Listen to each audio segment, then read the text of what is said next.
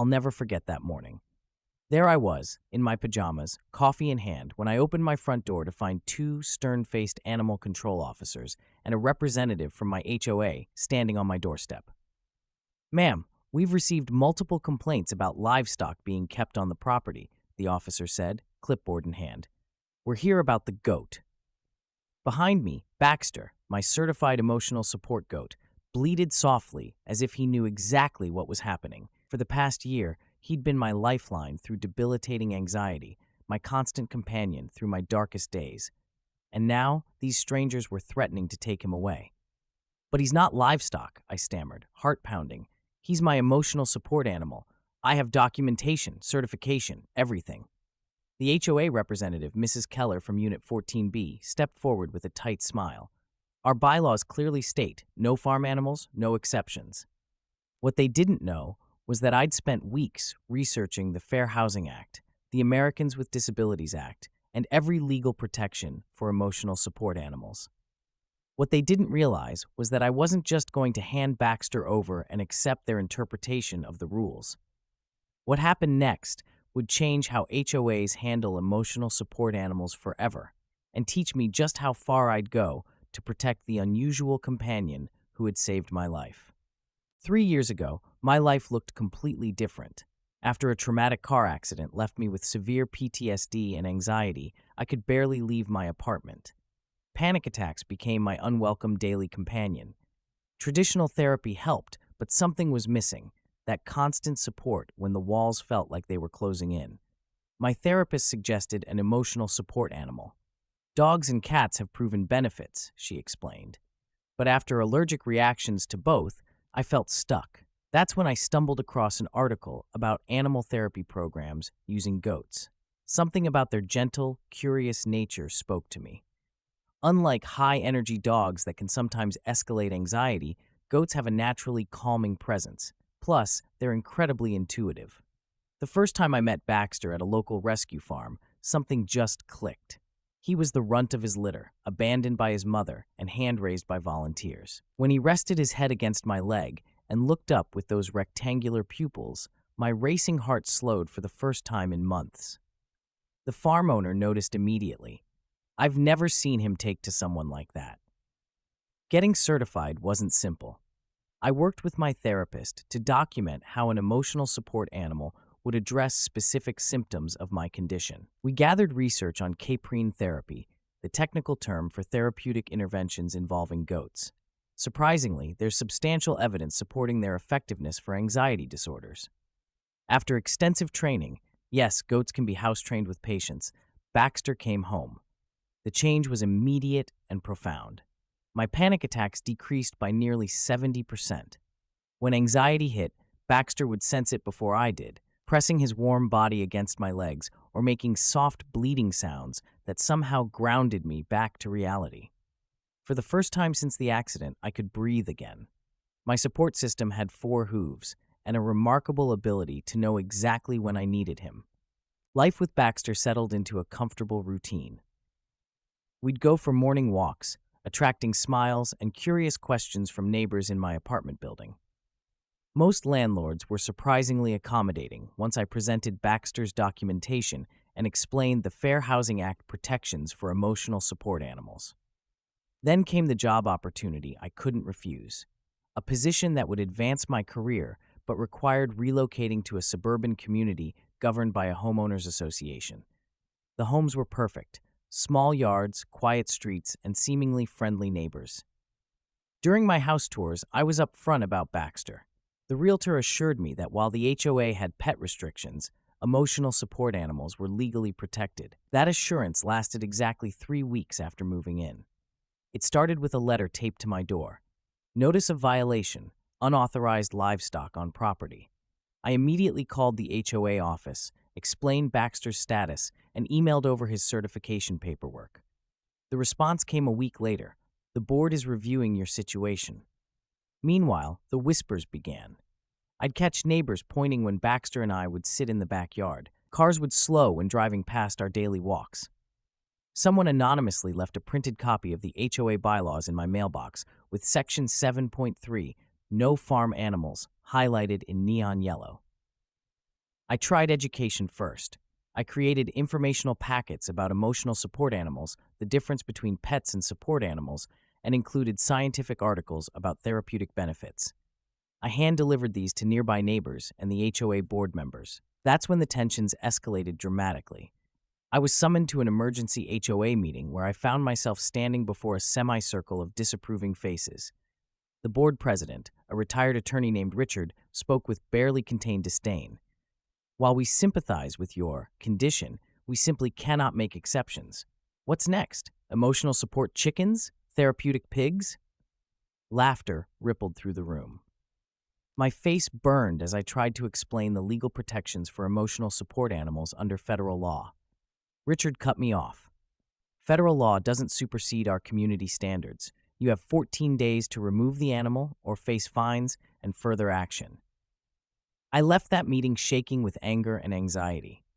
That night, I barely slept, researching cases of ESA discrimination and making calls to disability rights organizations. Baxter seemed to sense my distress, staying closer than usual, occasionally nudging my hand when my breathing became too rapid.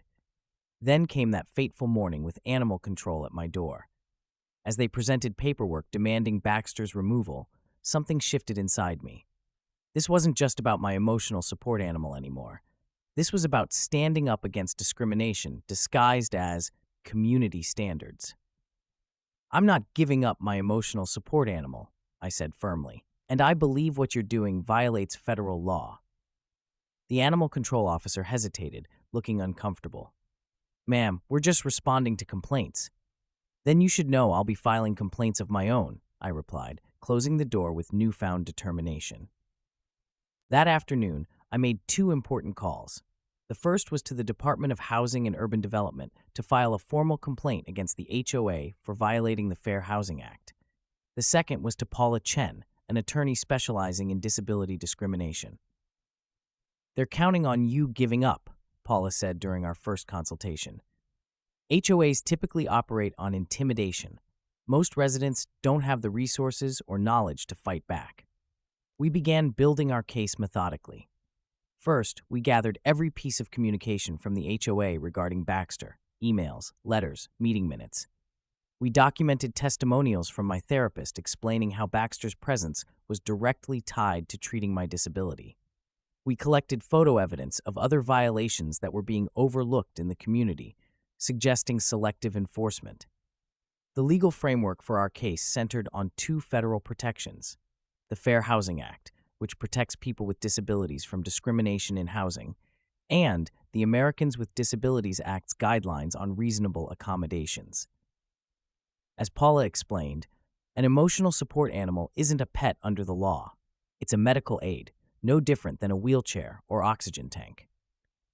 The HOA's lawyer sent a dismissive response to our initial complaint. The board's primary concern is maintaining property values and community standards. Accommodations for unusual animals could set a problematic precedent. Paula laughed when she read it. They just gave us exactly what we need: admission that they're treating your legitimate medical accommodation as an unusual preference.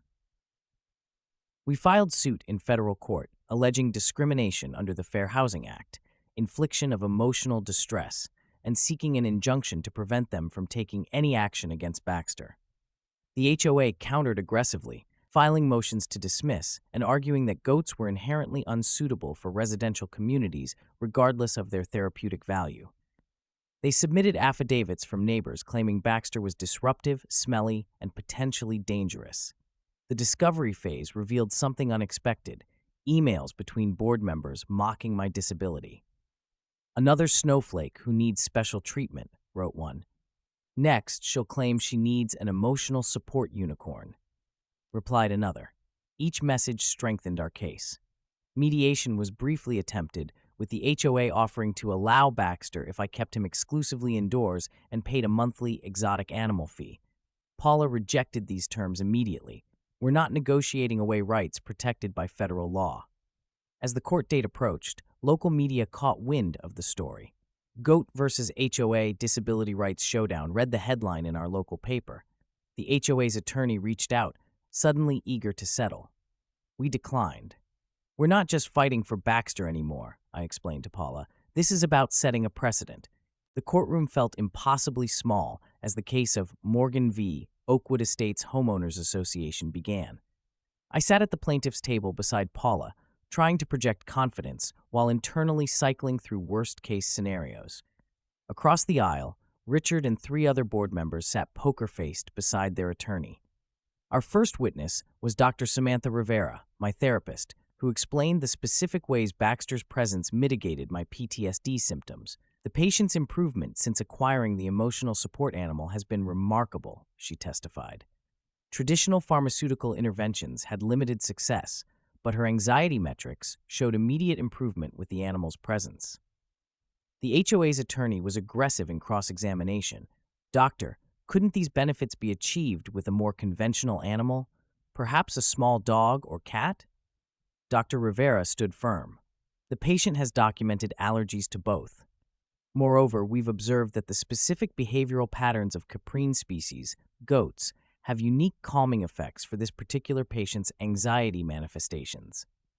Our next witness was Dr. James Morales, a specialist in animal-assisted therapy from State University. His testimony proved pivotal. "Emotional support animals aren't one-size-fits-all," he explained. "Different species offer different therapeutic benefits. While dogs are more common, goats possess naturally calming rhythmic breathing patterns that can help regulate a patient's own breathing during anxiety attacks." The courtroom murmured as he continued. "Furthermore, domesticated goats have been selectively bred for temperament over centuries.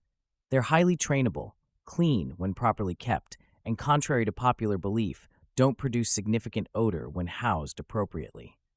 The HOA's case began to unravel when their witnesses took the stand. Mrs. Keller, who had complained about unbearable barnyard smells, admitted under cross-examination that she'd never actually detected any odors from my property, but was concerned about potential smells. Another neighbor testified about constant disruptive noises, but couldn't identify what sounds a goat typically makes when Paula asked him to describe them. The turning point came when Paula presented the email exchanges between board members. As she read their mocking comments about my disability aloud, Richard's face reddened. The judge, who had been relatively neutral until now, removed her glasses and fixed the HOA board with a penetrating stare. "Would the board president care to explain these communications?" she asked. Richard's fumbling response about private venting fell flat. His attorney winced visibly. In closing arguments, the HOA's attorney pivoted to their final defense.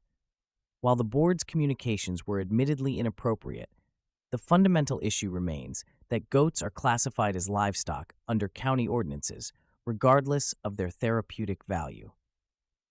Paula rose for our final argument. "Your Honor, the Fair Housing Act doesn't include exemptions for animals that some might find unusual. It requires reasonable accommodations for persons with disabilities. Full stop. The law recognizes that managing a disability isn't about what's conventional, but what's effective. For my client, a goat has been medically effective where other interventions failed. The HOA's discriminatory enforcement isn't about community standards. It's about bias against the unconventional nature of my client's disability accommodation." After 3 tense days, the judge rendered her decision. The court finds that Oakwood Estates Homeowners Association has violated the Fair Housing Act by failing to provide reasonable accommodation for a documented disability. The plaintiff's emotional support animal, regardless of species, is protected under federal law. She continued, "The evidence demonstrates the board acted with discriminatory intent and deliberate indifference to the plaintiff's federally protected rights. The court hereby issues a permanent injunction preventing the HOA from taking any adverse action regarding the emotional support animal in question." As the judge detailed additional penalties, including mandatory disability sensitivity training for the board and $75,000 in damages, I felt a weight lifting that I'd carried since those first hostile notes appeared on my door. News of the ruling spread quickly beyond our community. My inbox filled with messages from people facing similar battles across the country, individuals with emotional support rabbits, miniature horses, even a therapeutic fox. Each person shared stories of HOA harassment and discrimination that mirrored my own experience. The Oakwood Estates HOA underwent significant changes. Richard resigned as president, and the new board worked with disability rights advocates to completely overhaul their accommodation policies. Their revised guidelines explicitly acknowledge that emotional support animals aren't subject to the same restrictions as pets, regardless of species. My neighbors' attitudes evolved too. The initial hostility gave way to curiosity, then genuine interest. Mrs. Keller, who had stood so smugly on my doorstep with animal control, sheepishly introduced herself at the community pool. "I'd like to meet him properly," she said, "the famous Baxter." When I invited skeptical neighbors to actually meet Baxter, perceptions changed. They discovered he didn't smell, wasn't noisy, and was meticulously trained. Children from the neighborhood began asking to visit, fascinated by his gentle nature and intelligence. One neighbor, a retired veterinarian, became Baxter's biggest advocate, often sharing educational information about goats at community gatherings. Media coverage expanded from local papers to national outlets. A prominent disability rights magazine featured our story, focusing on the broader implications for emotional support animal protections. I started receiving speaking invitations from disability advocacy groups and fair housing organizations. The most meaningful impact came through connecting with others fighting similar battles. I created an online resource guide detailing the legal protections for unconventional emotional support animals, complete with templates for documentation and accommodation requests. With Paula's help, we established a small legal fund to assist individuals who couldn't afford representation in ESA discrimination cases. Throughout all this, Baxter remained my steadfast companion, blissfully unaware of his role in setting legal precedent. He continued his daily routine, morning walks around the neighborhood, now with friendly waves instead of suspicious glares, afternoon naps in the sunny corner of the living room, and alert attention whenever my anxiety spiked. The most unexpected outcome was how the case changed me. Before this fight, my anxiety had made me conflict avoidant, always seeking the path of least resistance. Standing up against the HOA's discrimination transformed my relationship with my disability. I was no longer defined by what I couldn't do, but by what I could accomplish despite my limitations. 3 years have passed since that courtroom victory. Baxter, now a distinguished gentleman with a salt and pepper beard, still accompanies me everywhere, including to the legal clinic where I volunteer monthly to help others facing housing discrimination. If you're watching this and dealing with similar challenges, here's what I learned through this journey. First, document everything. Every email, every conversation, every instance of different treatment. This evidence became the backbone of our legal case. Second, know your rights. The Fair Housing Act and ADA provide significant protections, but they can't help you if you don't understand how they apply to your situation. Resources like the Basel Center for Mental Health Law and the National Fair Housing Alliance offer free guides specifically for emotional support animal issues. Third, don't be intimidated by official-sounding rules or bylaws. HOAs often count on residents not knowing that federal protections supersede their internal regulations. When they say no exceptions, remember that federal law literally exists to create exceptions for people with disabilities. Finally, be prepared for the emotional toll. Fighting discrimination is exhausting, especially when you're already managing a disability. Build a support network, both personal and professional, to help shoulder the burden. The path I traveled with Baxter wasn't one I would have chosen, but it led to outcomes I never could have anticipated. What began as a personal fight for accommodation evolved into something much more significant, a precedent that's helped dozens of others maintain their emotional support animals, regardless of species. As for Baxter and me, we're doing just fine. In fact, last month, Richard's successor as HOA president invited us to participate in the community's spring festival, where Baxter was officially recognized as an Oakwood Estates honorary resident. Sometimes the most important victories aren't just about winning a case. They're about changing minds and opening hearts to different ways of healing. And sometimes the most effective therapy comes with 4 small hooves and the uncanny ability to know exactly when you need a gentle headbutt of encouragement. If you're fighting a similar battle, remember, you're not alone. You have rights. And yes, sometimes David and his emotional support goat really do defeat Goliath.